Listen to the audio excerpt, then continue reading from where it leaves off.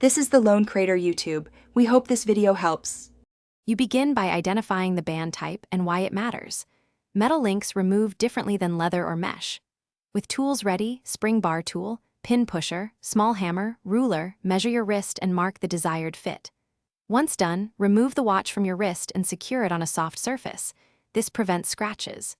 You'll take out only what's necessary, so measure twice and plan which links or holes to adjust before you touch pins or spring bars.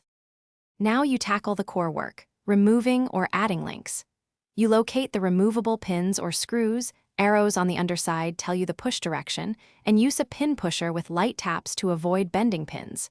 Remove links evenly from both sides of the clasp to keep it centered. If adding links, reverse the process with spare pins.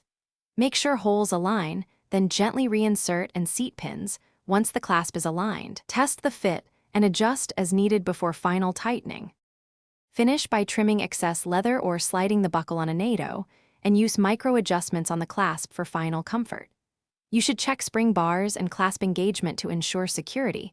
Tug gently to confirm nothing will pop loose. If things go wrong, the fit still feels off or the clasp rubs, remeasure, recenter the clasp, and inspect pins for bends. Replacing a tiny bent pin often fixes alignment issues.